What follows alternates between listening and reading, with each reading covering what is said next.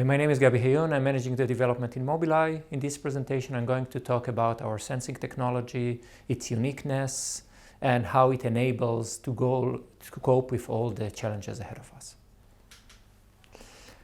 Mobileye has a somewhat unique situation. We are a major player in the ADAS market, where the ADAS market gives us a lot of experience with domain-specific challenges, getting things working on millions of vehicles. Here, for example, you can see among the vehicles doing 5-star rating, you can see how many of them are based on Mobileye technology. That forced our sensing technology to be extremely robust. That forced our work to be able to run real-time, to run on millions of vehicles. The second challenges or demanding customer we had ahead of us is with regard to RAM. You would hear a separate talk on RAM, our mapping concept, crowd mapping. Sensing-wise, RAM forces us to enrich our language, to identify a lot of objects, to be able to read signs, because we want the smart agent in RAM to include all the information and then use that later for localization and understand the world. But the biggest challenge among all is the one associated with autonomous driving. Here we're seeing some snapshot from driving on our autonomous vehicle, and what's our special focus is that we don't allow ourselves to do any compromises. We drive the autonomous vehicle in deep urban areas where people are driving like crazy, where pedestrians are jumping into the road, and both our sensing and driving policy, on which you would hear a separate talk, have to reach that level. What makes life even more interesting is the fact that everything we're doing under a strict rule we invented for ourselves of true redundancy. Many players in the autonomous vehicle arena allow themselves to take all the various sensors they have on the vehicle, the cameras, the radars, LiDARs, and others, and create one sensing state. We believe that the correct approach is to demand from each set of sensors to be fully independent. So the drive you either have done or about to do is done by a vehicle where all sensing is done based on surround computer vision. And you see the type of complex scenarios with many vehicles, with pedestrians jumping into the road. Everything is very close to us, and sensing need to be able to cope with that. We are also benefiting from the fact that the nice guy you've seen in this image, the brain behind our driving policy, is probably the best customer sensing system could hope. He has the ability to pinpoint on what are the most important aspects, and then demand that we would bring it to perfection. So again, here you're seeing a camera only. It's clear to us that in order to do full autonomy, level 4, level 5, one needs more than cameras, at least at this point in time. So we have on our vehicles also radar and LiDARs. You haven't seen it when driving here, because here you were driving camera only.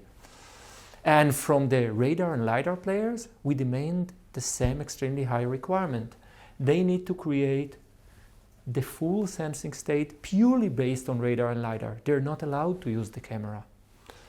And again, for both sensing groups, we are forcing them to excel because they cannot make compromises. They cannot use the other sensor for making those compromises.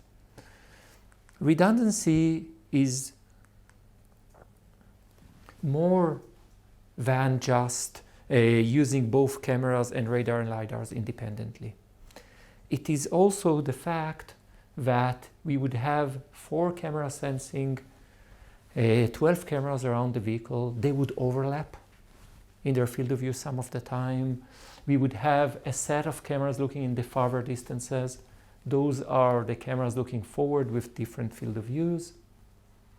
Those are the forward corner, rear corner, and rear cameras covering the rear side and the corners of the vehicle.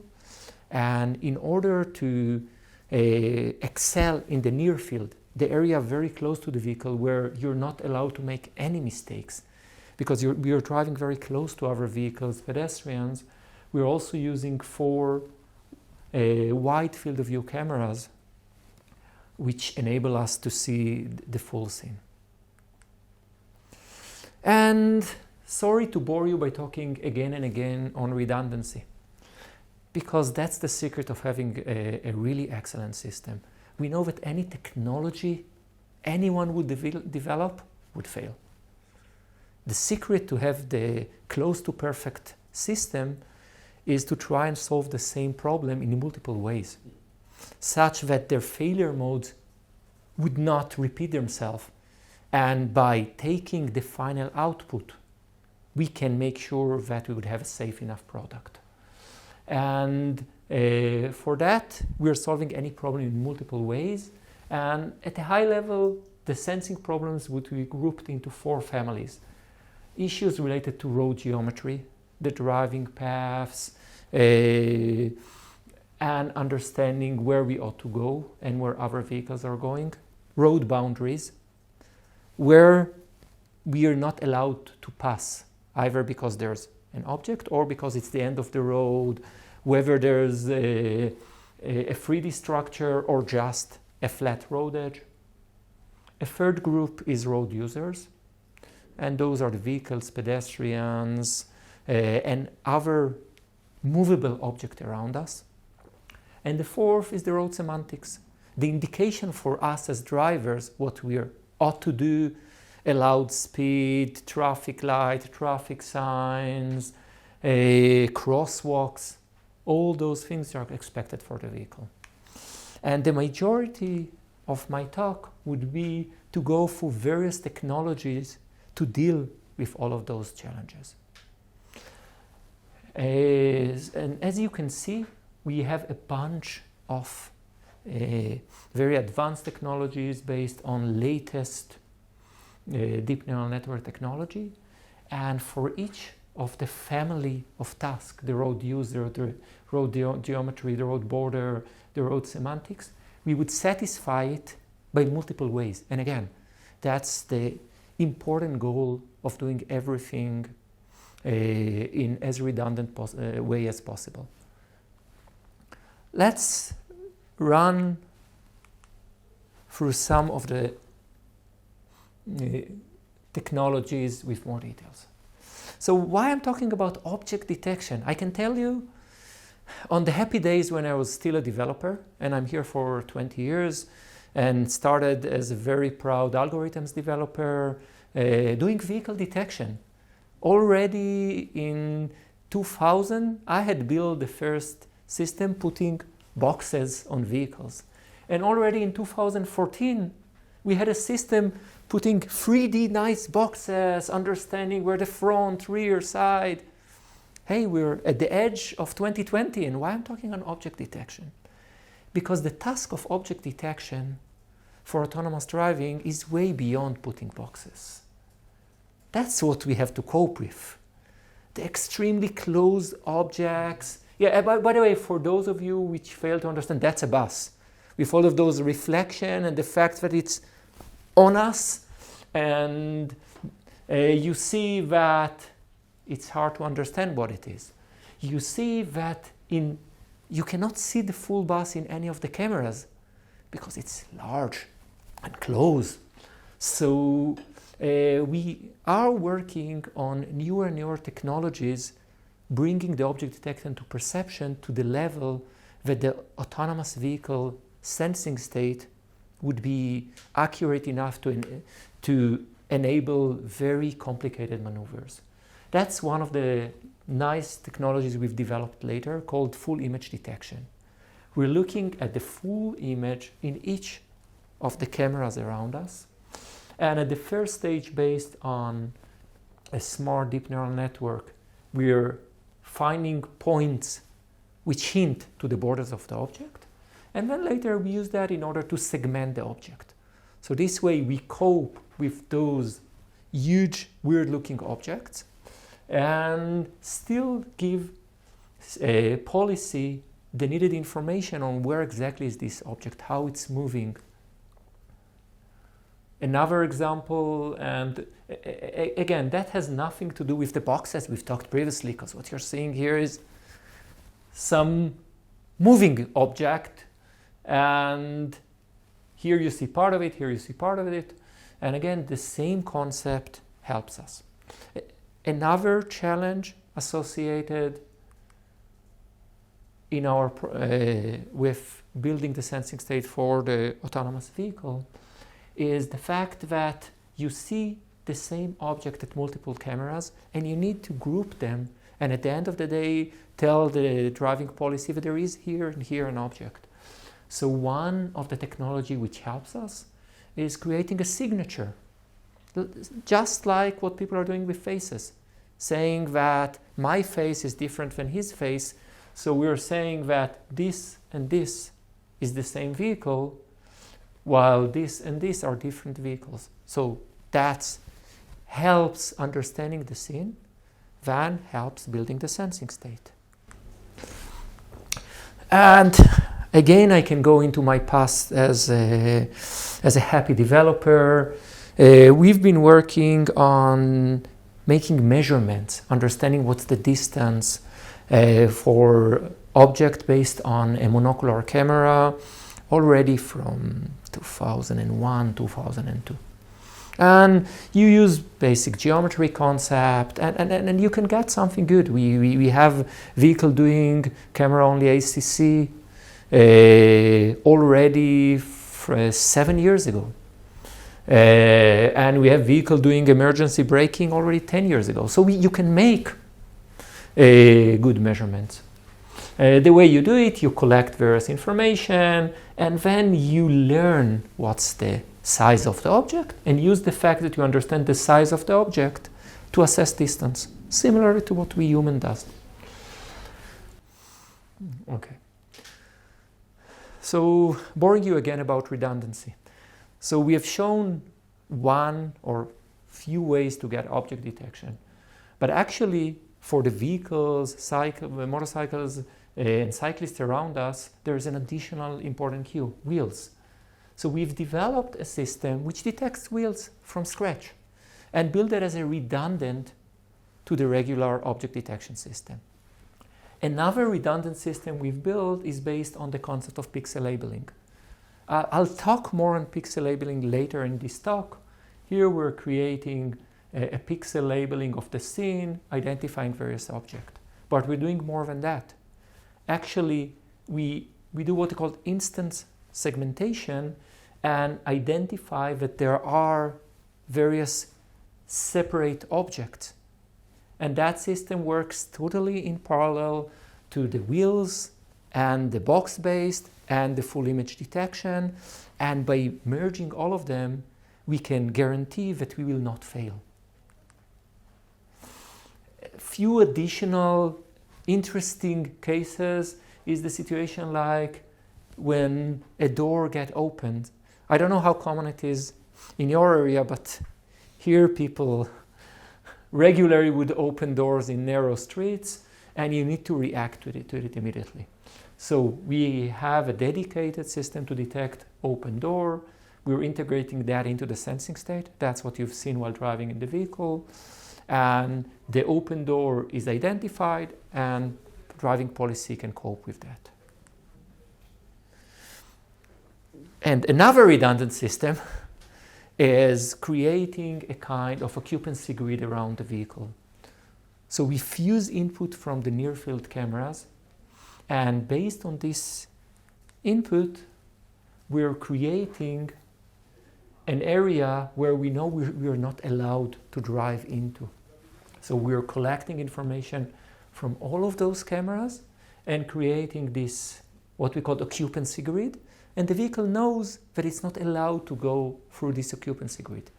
So again, even in the rare occasion that an object will not be detected, this occupancy grid would ensure that we would not run into that object. And when going for autonomous vehicle, object detection need to be smarter and smarter. So we need to identify some special object, either vehicles who are using their indicators, brake light, or emergency vehicles. That's a vehicle with indicator. There was an emergency vehicle, a stopped vehicle, and we identify all of this information. Again, if the driver understands it, autonomous vehicle need to understand it.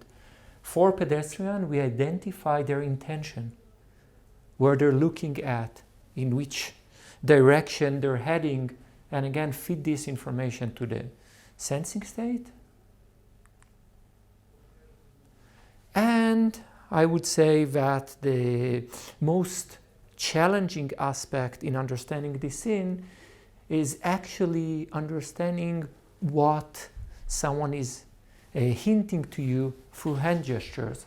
So we have a system which can identify when someone tells you come close or stop. That's what you would expect from a cop to tell you. Or you can pass. And sadly for us, we really need to identify that, because somehow that's the most common gesture on the road. People on the phone or people on the phone. And again, you need your autonomous vehicle to be able to identify all of those things. So I've scanned some of the technologies we have for object detection, and if we had 3 hours to waste, I would go and scan tons of our technology we're developing, because we want to be 100% confident that everything works well. Let's briefly scan some of the other relevant technologies. Lane detection is one of the most important sensing for our ADAS market, and it's also very important for autonomous vehicle. And we've invented a lot of important concepts like the holistic path predictions, which enabled the advanced functionality of Super Cruise, of Nissan ProPilot, and many other vehicles with exciting lane centering. And as part of what we've already have in production, what I'm showing here are things from that, a video showing one of the challenging scenes in Germany, a construction area, and that's part of the development for the VW Passat and Golf. The Golf Mark 8, you've probably heard a lot lately, has a very advanced lane centering and lane keeping functionality based on our camera. And among of the unique situation it copes with is this area. Actually, the ADAS market helps us in lane sensing by forcing us to deal with all the extreme cases. The construction area in Germany, the yellow lane marks on asphalt in the US, box dots in the US, blue lanes in Korea, red lanes in South Africa. And again, if we had all the time in the world, I would come with 40, 50 different unique use cases for lanes we had and have to deal with regularly. So that's one thing from that product. And that's from the Passat we just took from YouTube. And people are toying with that. Of course, it's not a fully autonomous. They have to hold the wheel occasionally. But you can see that in fairly complicated scenario, it works. And it works really, really nicely. That is based on our previous generation road detection. What we're working now is on our next generation, and that is already working on an IQ4. Road 4 technology tries to take what we have done so far on lanes, identifying lane marks, and understanding the center, what I've shown previously at the construction area, and create one system which holistically understand all the lines in the scene. So it would see the line behind vehicles, it would see the line that's behind vehicle. It would see the line when we're crossing a junction. It would understand all the complexities when road diverge, converge. Of course, it works in the very complicated scenarios like here, that's the bot dots, quite common in the US. Here there are multiple junctions we're driving through. Here there's the scenario of a wet road at night with many reflections, and the system works very nicely. We see that as a system which would enable to be able to drive fully without map. Over again, our autonomous vehicle would use map because redundancy would have the map based on our crowd mapping concept, and we would have all of those technologies aiding it. And with the sensing technology, we would also deal with the other aspects. So lane sensing would tell us how the roads are going, but roads are not always flat. So we've developed a concept called Parallax Net, and that network identifies the height above road. And you can see based on colors, based on heat map, you can see that cold colors are things which are closer to the plane, and hot colors are above the plane. It is used both to identify small objects like road bumps, but can be used also to identify the shoulders and the road plane ahead of us. So one last technology I wanted to show you is what we call vector field. And the purpose of this technology is to go beyond our path. What driving policy needs is to understand where each of the other vehicles is heading to. And what we're doing here is for each vehicle, based on a novel deep neural network we've developed, we understand where it's heading. And combining that with the previous technology enable us to be able to drive without a map. Again, we would drive with map because we get excellent maps through our crowd mapping RAM concept. But again, this important notion of redundancy.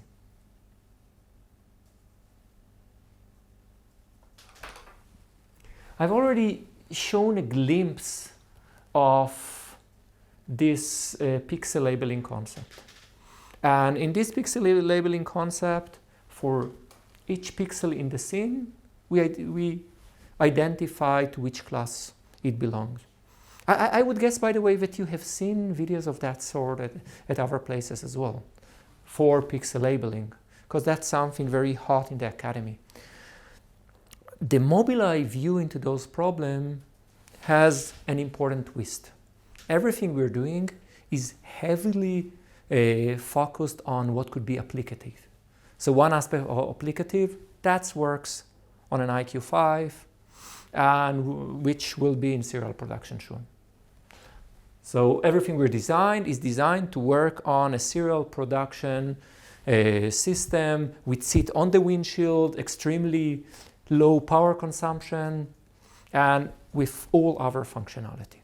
The second unique edge is that anything we're doing, it should be done in a way which gives the needed information for the application focused.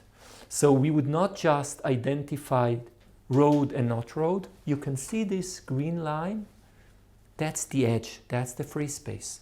Again, here you can see this this red line, that's the road edge.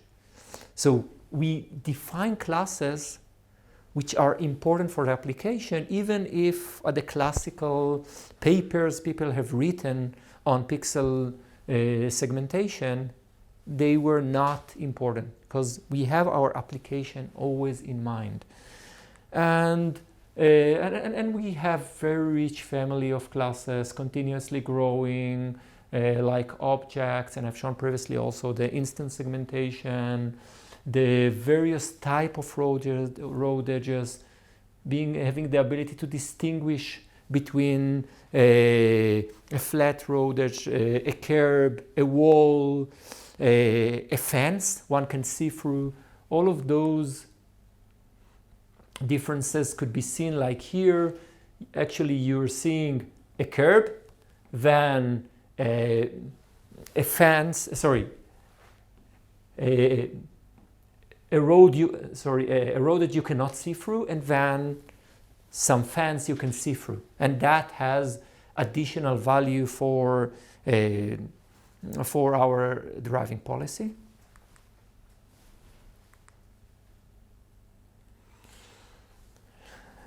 From looking at the last videos, one would think that we're talking just about one forward-looking camera.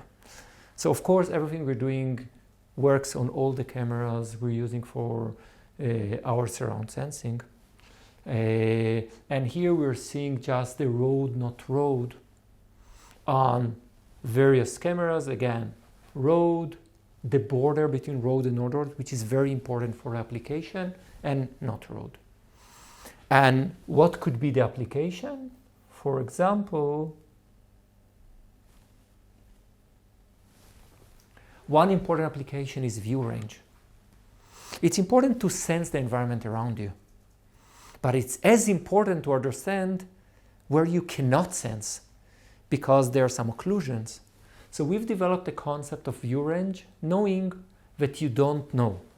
And you'll hear a talk on RSS, and RSS knows how to use this information to make driving safe.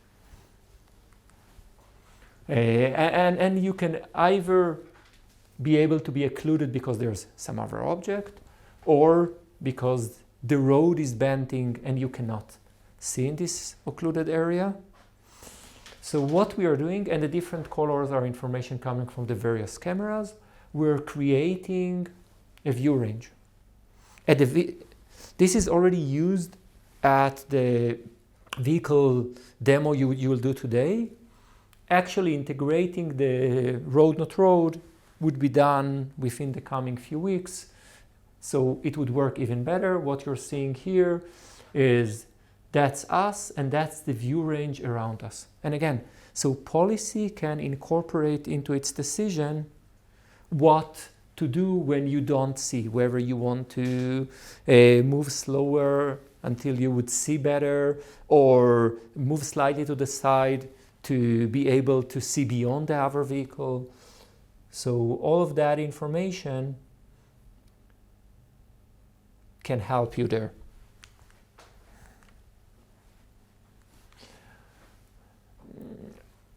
Now I'm getting back to my hobby of talking on redundancy. So we have shown one method of understanding where what the border of the road, the boundaries of the road, based on texture. A second concept is understanding the boundaries of the road based on geometry. So I've shown previously already the concept of Parallax Net. It is used for this method as well. And one additional method, let's say Parallax Net incorporate geometry and neural network. Here we're using a different concept to find small objects at this area. That is what we call debris detection. There could be small object on the road, and based on basic geometrical concept, we can identify whether there's something above the road with the sensitivity of centimeters, and that is used and will be already part of a serial production. I think already early next year. Early next year there will be serial production vehicle with this technology identifying those debris objects and acting upon them.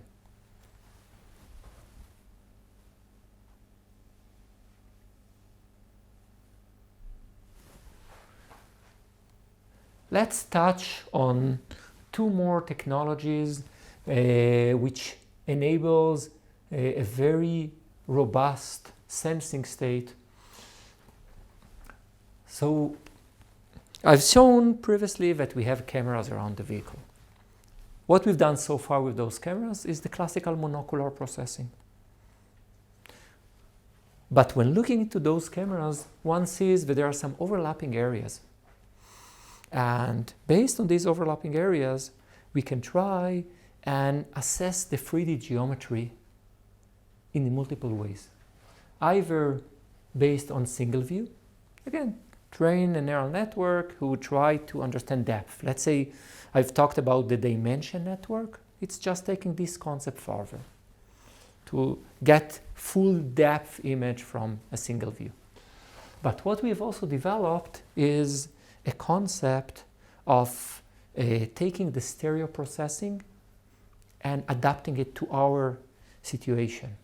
So we are taking two cameras, taking their overlapping area, and trained a neural network which can get depth. And what we're seeing here on the left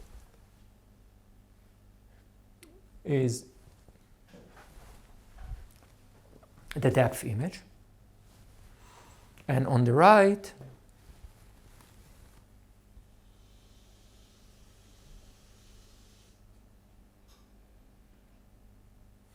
is reconstruction of a 3D mesh of that scene.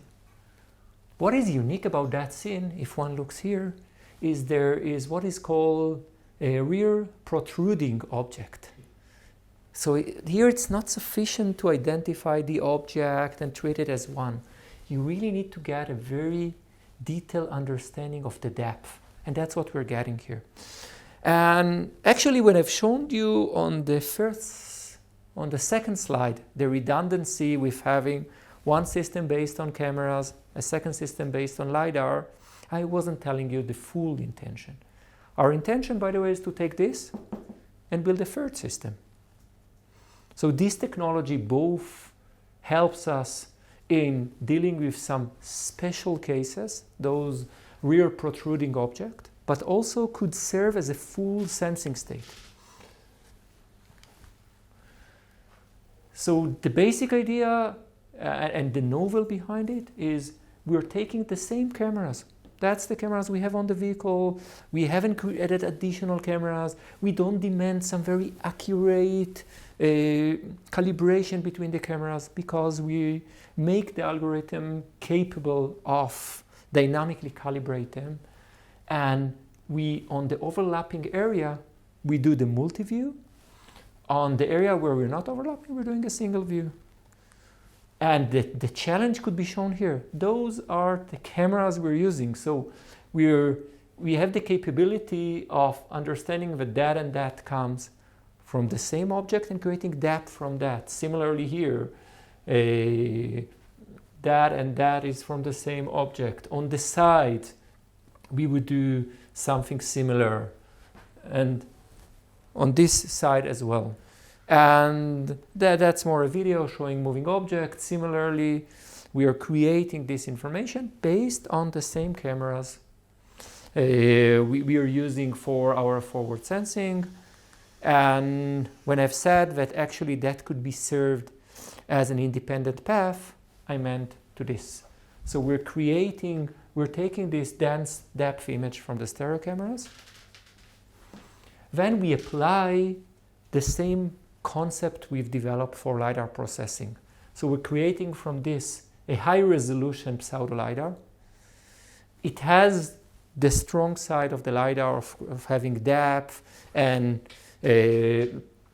dense distances, but it's way denser because the resolution of the camera is much higher. Then we identify sticks and identify objects. So what we are getting is actually objects in the scene. And in the very near future, we would create a third system similar to the one driving based on monocular sensing and the one driving based on LiDAR plus radar, driving based on this stereo sensing. So again, redundancy, redundancy, redundancy. I want to touch on one last technology before concluding, and that's the road semantics. When we as drivers are seeing a lot of information around us and read the various signs, understanding there is an arrow straight, arrow straight left, traffic light, traffic signs. So, and we're doing that in our ADAS business, because as I said in the beginning, the ADAS business forces us to do everything, everywhere, dealing with vertical traffic lights in Israel and Europe, horizontal traffic lights in Japan, all the fun traffic lights in the US, like dog houses, 4, 5. So we have to deal all of those in order to get excellent products like the red light warning BMW has, like already in production, like red light braking vehicle manufacturer would have soon based on our technology. So we have to deal with all of those. Now we're creating all of this information for the autonomous vehicle, and this is just one nice example of the road semantics. So for each of the lane in the scene, we're telling that's our host lane. Now we've moved, so now that's our host lane. What's the orientation, whether that's regular or oncoming, or here there was an oncoming lane. The direction, whether that's a turning left, and we're enriching the vocabulary all the time. So again, that's part of the semantics beyond traffic signs. We're doing for ages, and it's getting better and better. Traffic lights we have in production, and it's getting better and better. Stop line, distance to all of those objects. Similarly here, that's a left lane, an oncoming. Here, because all the vehicles are stopped, we're not confident about the orientation. Here we identify bicycle lane. So we understand the important information here. We identify that here there is a bicycle lane, which is very important because, again, driving policy need to be aware about this information. So to conclude, I would say that in Mobileye we're working on sensing for 20 years. And during those 20 years, we have used the ADAS market more than just an important arena business-wise, and the ability to get the best products to millions of people out there, but also as a place forcing us to understand everything about the world. Because when working with Korean, they have one demands. When working with Chinese, they have second demands. American, German, Swedish, name them. And that helps us in making sure that we know everything about the automotive world. And through the team of excellent and dedicated people who, through their passion, stay here forever. Let's say me with 20 years is quite a lot, but the number of people doing algorithms in Mobileye for more than 10 years and knowing every bit of every road in the world is really large. And then we're taking all of that in order to develop as many redundant technologies to be able to cope with the huge challenges driving policy for autonomous vehicle at the challenging scenes we're using puts ahead of us. Thank you.